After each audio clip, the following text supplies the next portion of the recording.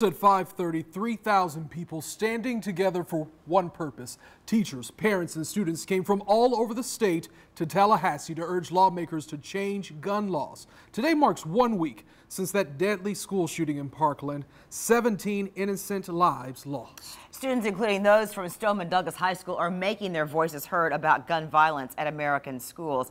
And tonight we have team coverage for you. Our Heather Crawford begins our live team coverage. Heather?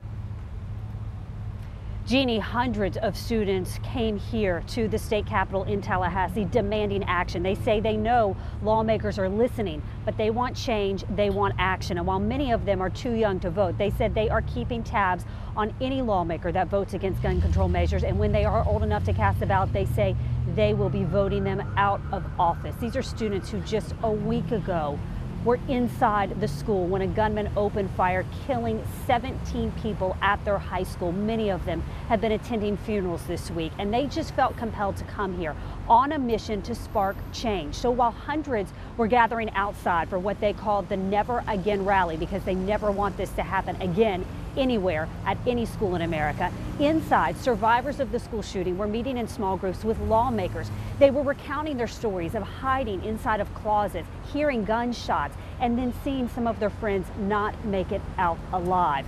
First Coast News' Jeff Vallon spoke to some of those students today. He continues our team coverage now. And Jeff, the real question is, will their efforts actually spark change?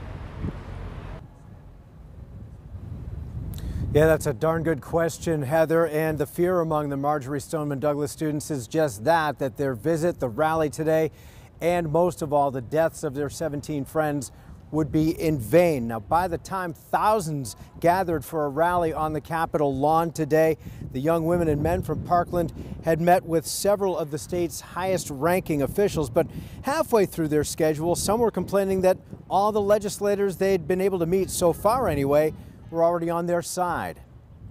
I want to see those people who have spoken out against this. I want to see those people who shot down that bill, who did not let it get past committee. I want to see those people. I'm not here for a fight. I'm not here to argue with you. I just want to speak. I just want to see your face and know why.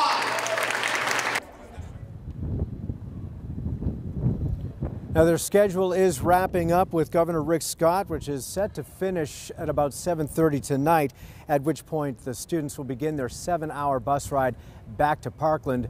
Whether those changes that they want will occur will remain to be seen, of course. All of their meetings, by the way, were closed to the media.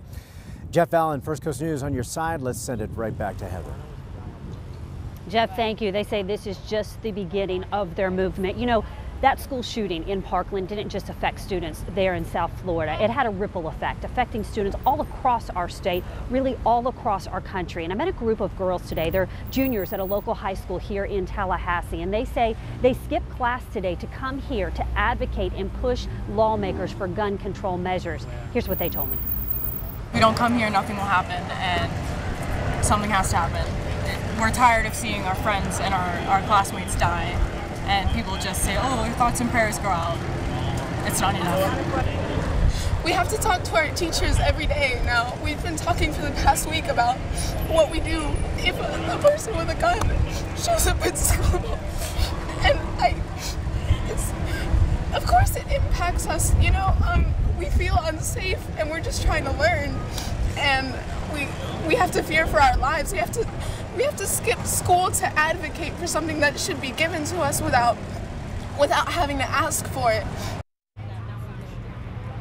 So much emotion out here today at the state capitol. I met a senior at Marjory Stoneman Douglas High School. She made the 7-hour bus trip here to Tallahassee, arriving last night and meeting with lawmakers today. She lost 2 of her dear friends and her coach. She's been going to funerals this week, and she too is demanding action. Coming up tonight at 6, you're going to hear more from her, and you're going to hear what she wants lawmakers to do and why she felt so compelled to be here in Tallahassee today. Live in Tallahassee, Heather Crawford, First Coast News on your side.